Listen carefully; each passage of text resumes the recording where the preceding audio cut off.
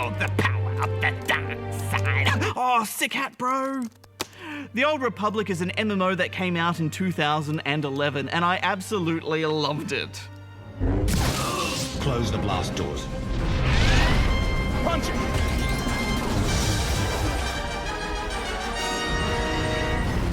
There's no more Aussie servers anymore, and the game is mostly free to play now, which has worked out very well for them.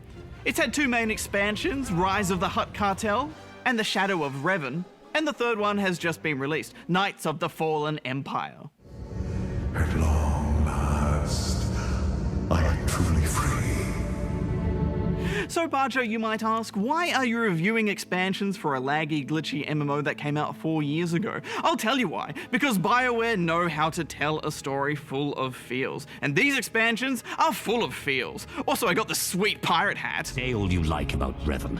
He was never as powerful a Sith as I am now. No one told you to talk. Oh, I've missed my Sith Inquisitor so much. And when he turns to the dark side, oh boy, he means it. We should send a clear message. Litter the temple courtyard with their bodies.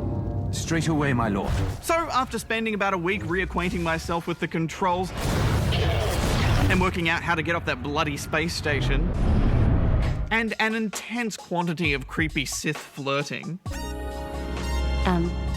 Thank you. A beautiful flower like you should not hide. I've never been so happy. Smooth. I got back to work ridding the galaxy of the Republic. I was hoping you'd pick that one.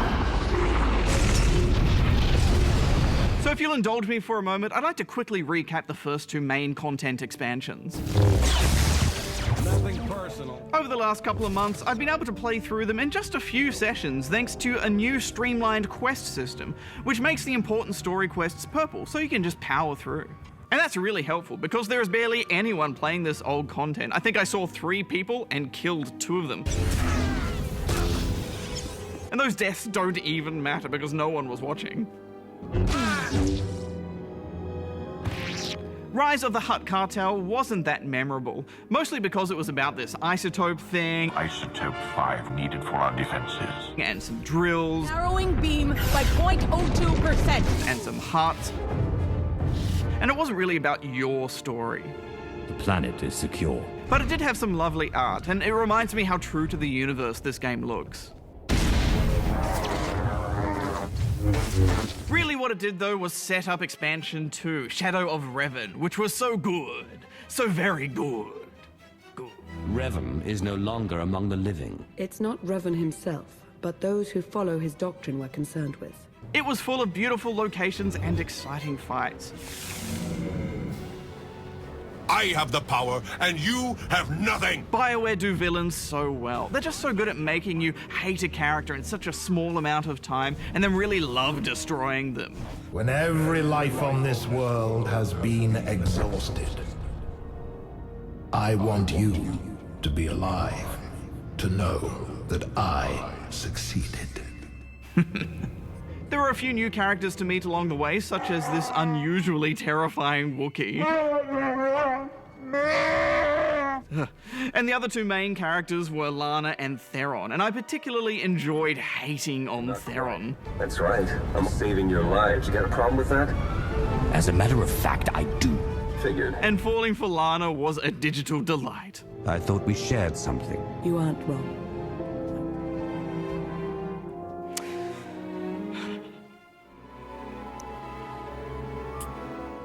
My Sith got the moves. I was actually really upset when Lana left me to go and climb the Sith ladder. Sith life. Okay, Knights of the Fallen Empire. If you thought Revan was bad, wait till you meet Arkan.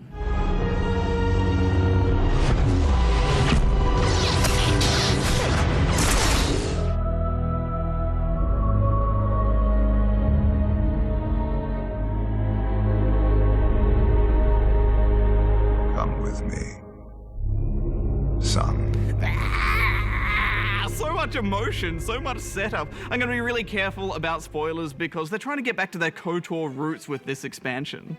Arkan and his father belong to the Eternal Empire, a completely new NPC-controlled faction. They're not really Jedi or Sith, they're just doing their own thing. You Sith are apparently quite formidable, quite impressive. You don't need to be impressed with what I've done. You need to be afraid of what I'm going to do. There's an ancient warrior, almost Roman vibe with their armor, massive army, and exquisite cities. After an action-packed introduction, you lose all of your crew and companions, you're captured, and thrown into Carbonite for 5 years. During this time, Arkan beats both the Republic and the Empire into submission, and it's your job now to find a way to fight them back and build an empire of your own. Your display of power, it concerns me deeply. I'm in control, and I'll always be in control. And this whole story is filled with the struggle of being seduced by power, which is very Star Wars.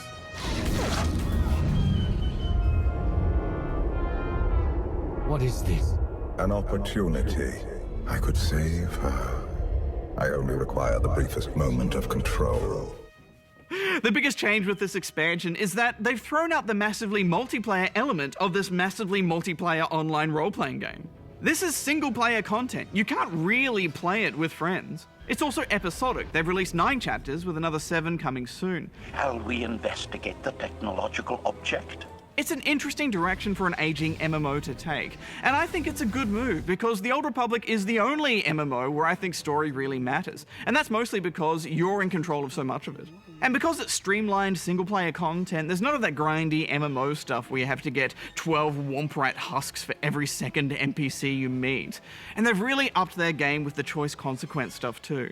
So much so that this kind of felt more like a Telltale game. I'll never give in to you. Very well. With beautiful MMORPG fights woven through. NPCs, and especially your companions, will remember everything now. It's quite confronting, and it's a first for an MMO. I'm in this to win, no matter what the cost. And sooner or later, we're going to have a problem. Oh, and they really remember when you press number 3 on the keyboard, which is usually the evil option to wipe them out. I will do as you say, Master. My number 3 key has a lot of Republic blood on it. I don't like your attitude.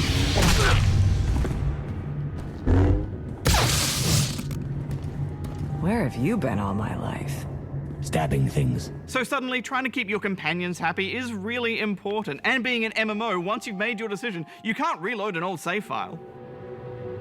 When it comes to my orders, you will remove all safeguards. You will obey me no matter what. And Lana. Oh, sweet Lana. She's back now and she's one of your companions, so our dark, creepy Sith love only grew. You'd better kiss me, just to be safe. You're insufferable. I know.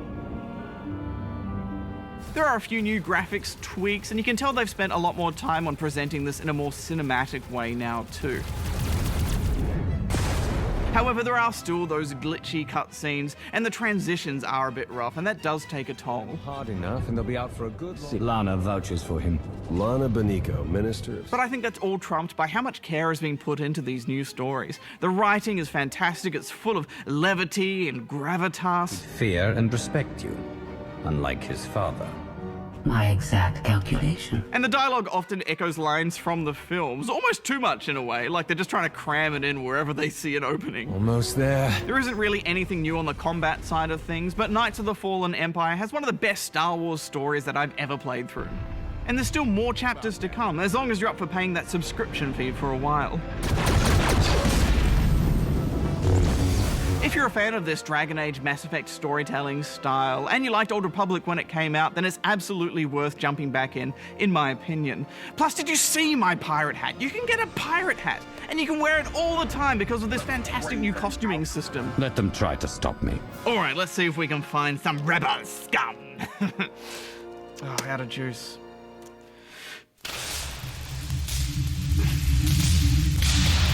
This is gonna take a while.